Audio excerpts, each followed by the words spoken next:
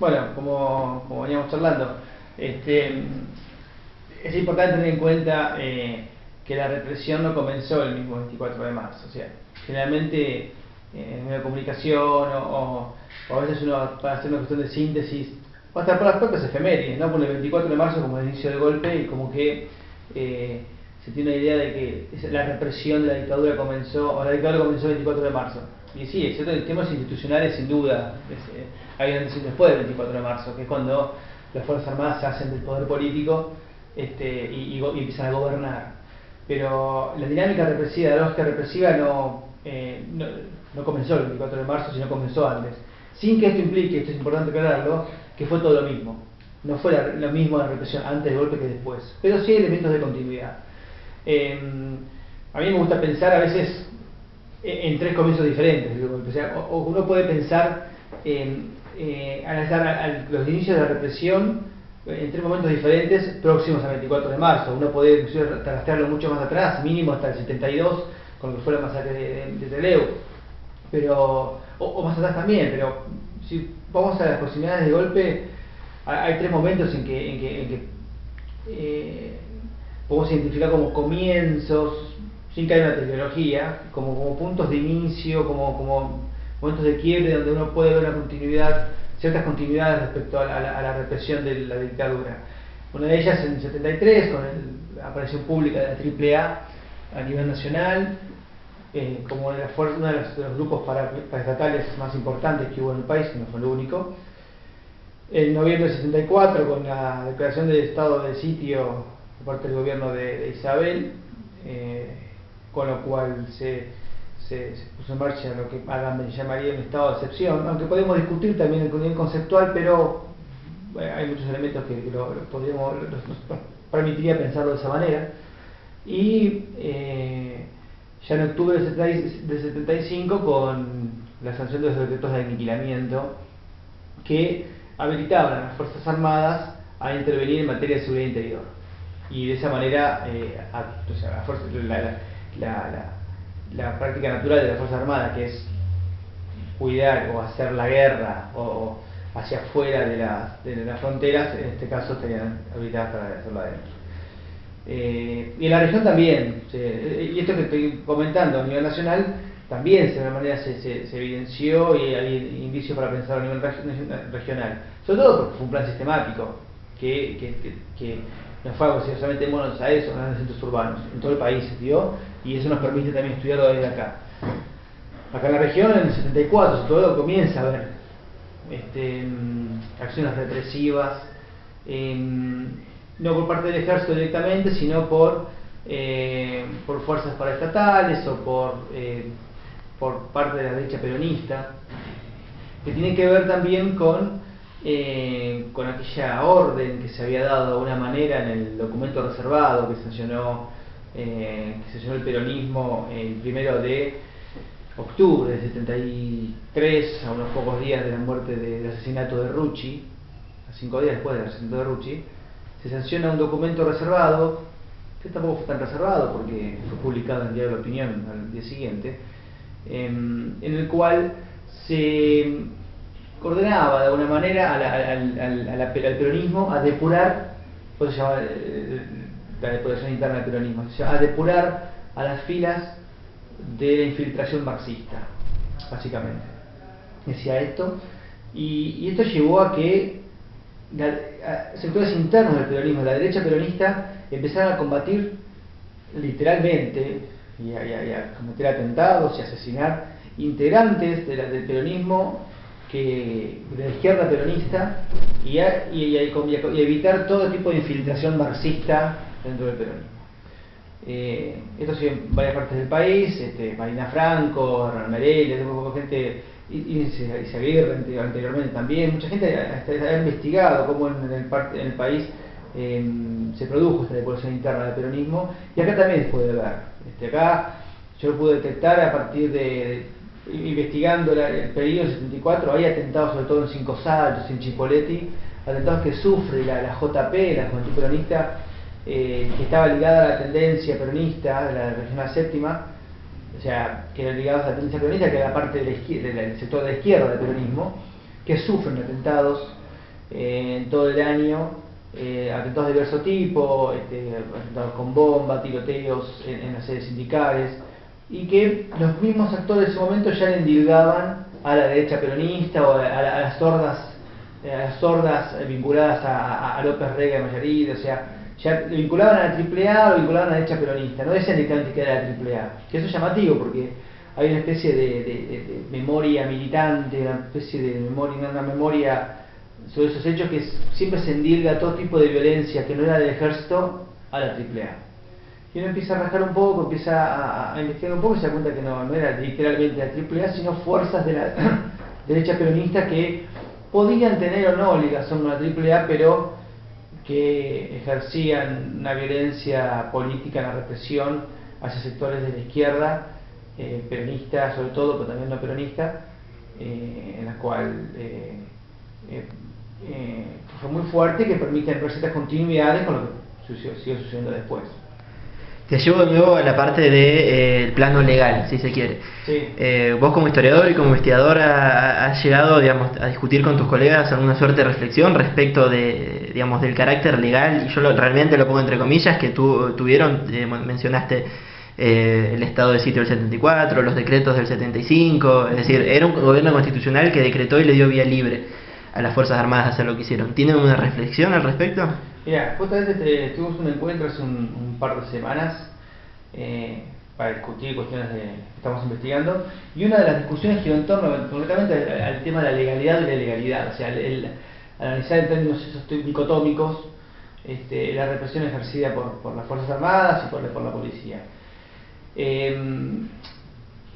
Represión que realmente está inacabada, en tanto hubo un marco legal que habilitó a las Fuerzas Armadas a accionar de tal manera, o sea, hubo un estado de sitio en el cual se suspendían los derechos y garantías de los ciudadanos, o hubo, como decíamos hace un rato, en octubre del 75, la sanción de los decretos de aniquilamiento, en el que se permite a las Fuerzas Armadas actuar en materia de seguridad interior y se ordena aniquilar al subversivo, ¿no?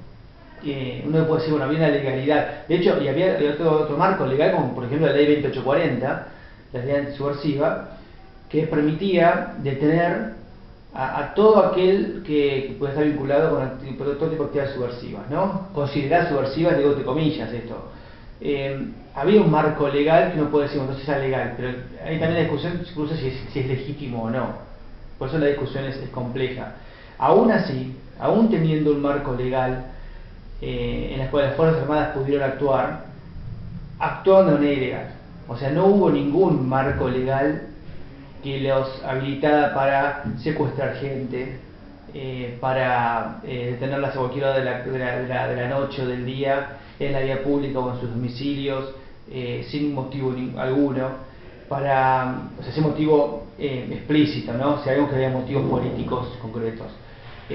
No hubo ninguna ley, ninguna norma que los autorizara a torturar a las personas, ni mucho menos asesinarlas y desaparecerlas. O sea, todo y eso es parte de la reflexión y parte de la discusión. Cómo aún los militares, teniendo en su poder, por ejemplo, como nos mencionamos, los reglamentos militares que fueron sancionados desde el 55 para acá, muy influenciados por lo que fue la doctrina de guerra revolucionaria, la DGR francesa, y también por la doctrina de seguridad nacional, un marco normativo que les permitía y los adoctrinó en cómo actuar represivamente, en cómo llevar a cabo lo que ellos denominaban una guerra contrarrevolucionaria, una guerra contra la guerrilla, contra la subversión. Digo, todo esto en términos de comillas porque es como los términos que usaban en sus reglamentos militares.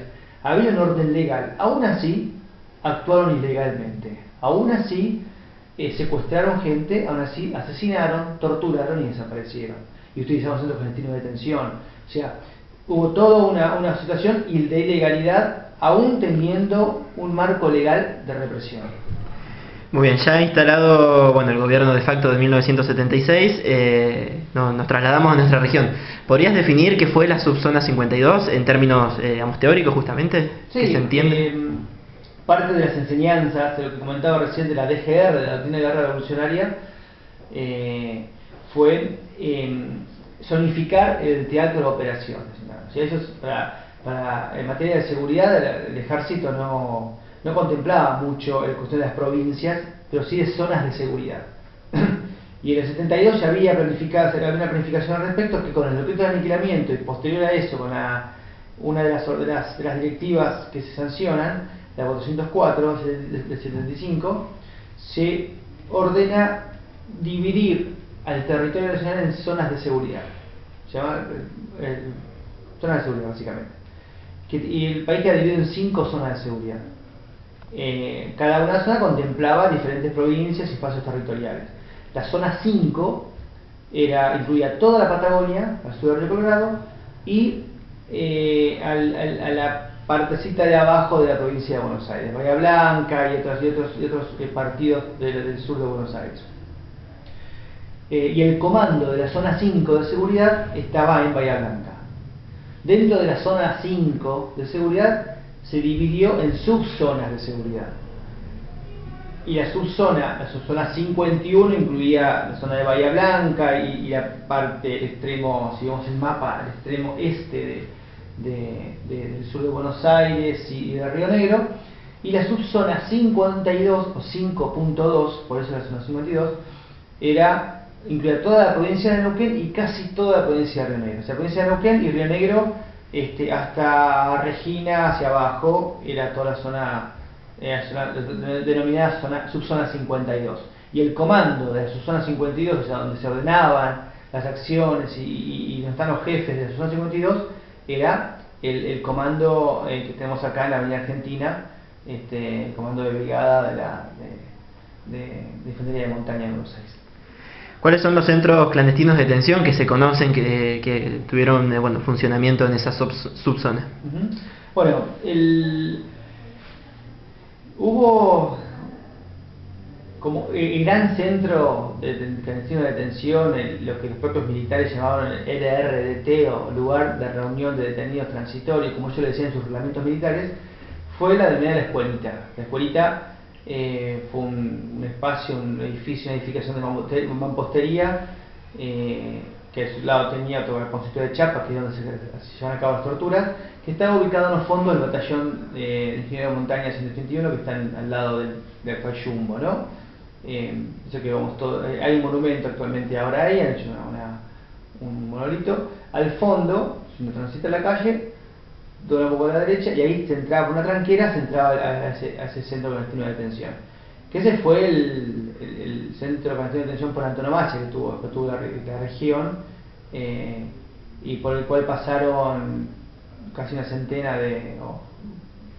no hay un número exacto, pero entre 60 y 100 detenidos, y desaparecieron y los cuales más de 30 desaparecieron, no de ese lugar precisamente, pero que después finalmente terminaron desaparecidos. ¿Cuántos dijiste? 30. Hay 36 desaparecidos de la región, pero no desaparecieron, es importante tenerlo en cuenta, no desaparecieron de ese centro, porque de ese centro fueron derivados a otros centros clandestinos de detención. Pero hablo son las víctimas desaparecidas en la región. Y al menos denunciadas ante la justicia, ¿no? Siempre de ahí está siempre esa información que uno a veces no tiene del todo. Pero también hubo otros centros